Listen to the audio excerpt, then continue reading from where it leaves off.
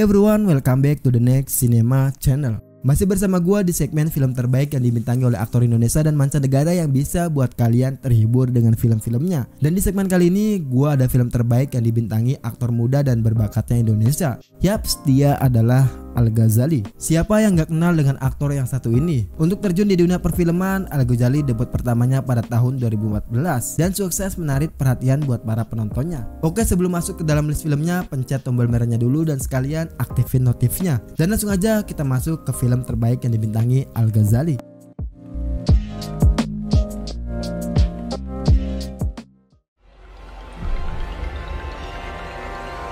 Dari mana kau dapetin cincin ini? Villa Berdarah. Villa Berdarah adalah film horor garapan RA Pictures yang tayang di awal Maret 2018. Mengisahkan tentang persahabatan 4 remaja yaitu Weni, Nina, Wulan, dan Seri. Suatu hari keempat sahabat pergi ke villa untuk berpesta dan berlibur. Saat berpesta berlangsung, Weni mengalami kejadian yang gak diinginkan. Al-Ghazali melakukan tindak kekerasan kepada Weni yang disaksikan oleh teman-temannya sendiri. Hal ini membuat Weni gak dapat melupakan tragedi tersebut. Gua sama sekali nggak ngerti film ini ceritanya mau dibawa ke arah mana. Dan bisa gue bilang naskahnya ngawur dengan banyak lubang kejanggalan dan hal-hal yang nggak masuk di akal. Contohnya saat karakter Weni menguburkan mayat Nina. Mungkin gue sebutin contohnya satu aja, jadi kalian juga bisa nyari sendiri di yang lainnya. Pokoknya banyak banget lah yang kejanggalan-kejanggalan dari film ini sendiri. Acting pemainnya juga nyaris nggak ada yang meyakinkan. Selain dari Egy Fedli yang memang membawakan karakter seperti yang selama ini dia bawakan. Al-Ghazali yang sempat gue baca di salah satu portal berita membangga-banggakan aktingnya sebagai antagonis di film ini dan nyatanya cuma tampil dalam hitungan detik, itu juga tanpa dialog. Villa Berdarah sengaja gue masukin karena kurangnya film Al untuk memenuhi konten di segmen ini dengan di rated dewasa.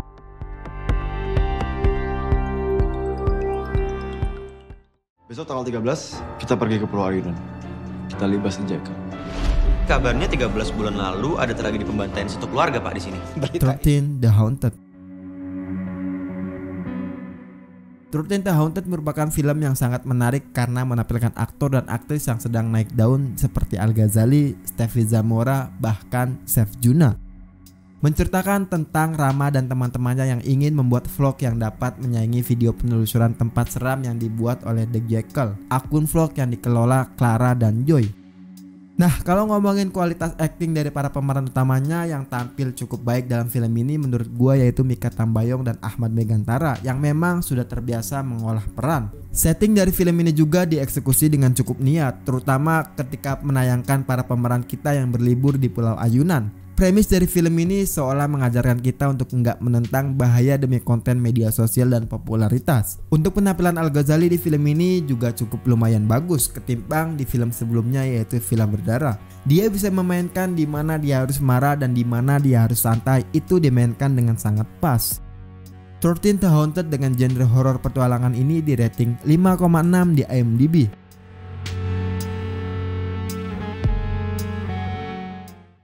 Mau lo tuh apa sih? Ngapain lo muncul di kehidupan gue dulu? Lo gak puas bikin semuanya berantakan? LDR.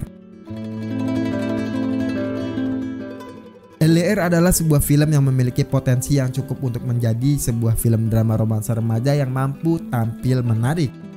Menceritakan tentang impian Carrie untuk pergi ke Italia, terutama Verona. Itu karena Verona merupakan lokasi cerita Romeo dan Juliet. Dari kecil, Carrie memang sudah jatuh cinta dengan kisah karangan William Shakespeare itu. Setelah mengumpulkan uang untuk biaya perjalanannya, Carrie berhasil mewujudkan mimpinya untuk pergi ke Italia. Carrie sangat senang dan antusias. Dia percaya pasti ada seorang Romeo untuknya di luar sana. Nah, gua sebenarnya kurang suka dengan pemilihan karakter yang dibintangi Verrell Bramasta dalam film ini.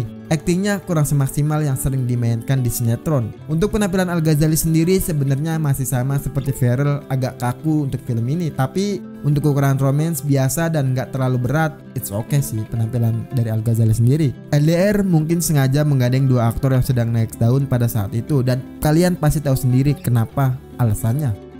LDR kisah penuh romansa remaja ini mendapat rating sebesar 7,2 di IMDb.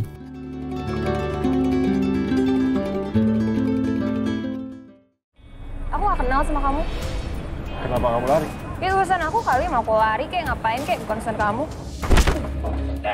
Runway.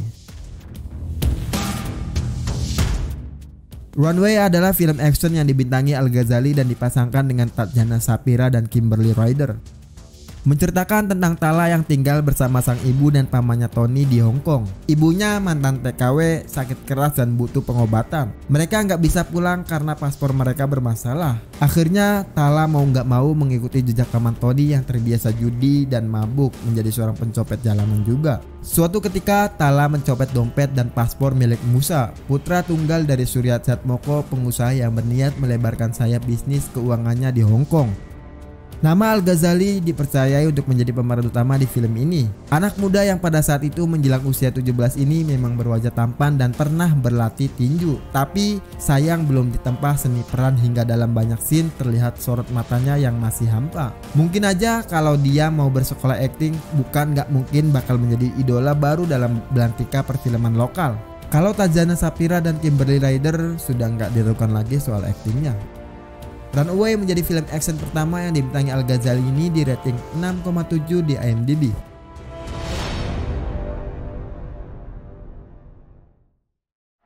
Hey, kamu baik-baik aja? Aku baik-baik aja. Aku tahu kapan kamu mati. Aku Tahu Kapan Kamu Mati adalah film yang menawarkan cerita horor sesuai dengan genrenya dengan sentuhan komedi dan drama anak remajanya.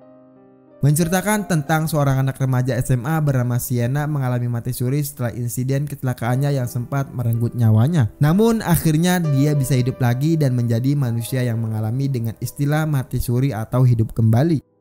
Film ini berdasarkan yang sudah gua tonton memiliki 3 bagian cerita yang mau digarap. Pertama, sisi horor sesuai dengan genre filmnya, kedua komedinya, dan yang ketiga drama anak sekolahnya itu sendiri, sehingga menggunakan latar dan waktu tempat di anak SMA. Untuk kalian yang mau menonton film horor tapi takut, dan kalau yang satu ini it's okay, kalian bisa menikmatinya sampai akhir film. Penampilan Al-Ghazali sendiri juga ya bisa dibilang oke, makanya gua masukin di nomor kedua.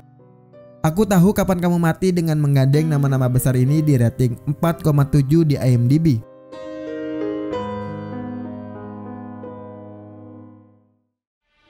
Apa yang udah diperbuat sama keluarga kita? Sampai hancur kayak gini. Kamu mungkin gak bisa maafin kakakmu, tapi seorang ibu gak mungkin gak maafin anak-anak. Dignited adalah film romantis manis ala anak sekolahan, dan Al-Ghazali sendiri dipasangkan dengan aktris cantik yaitu Caitlin Halderman. Menceritakan tentang Alana yang harus berpindah sekolah demi mengikuti pekerjaan sang mami. Di sekolah yang barunya ini, ibu Alana ingin anaknya duduk sebangku dengan siswa terpandai di sekolah. Alfie pun terpilih untuk duduk sebangku dengan Alana. Alfie adalah siswa terpandai di sekolah dengan sikap kaku, otak keras, dan terkenal dengan julukan GGS, ganteng-ganteng seram. Memakai naskah yang ditulisnya sendiri berdasarkan novel Dignited karya Hannah Margareta, sang sutradara mencoba merangkai kisah Alfie dan Alana dari awal pertemuan mereka semanis mungkin. Penampilan Caitlin sendiri overall dia bermain dengan sangat bagus, akan tetapi lagi dan lagi penampilan Al masih kosong di beberapa scene doang. Gak semuanya, dan film ini mungkin layak masuk di nomor 1 film yang dibintanginya sendiri. Dignited menjadi penutup film ke-1 dari Al-Ghazali ini di rating 7,8 di IMDb.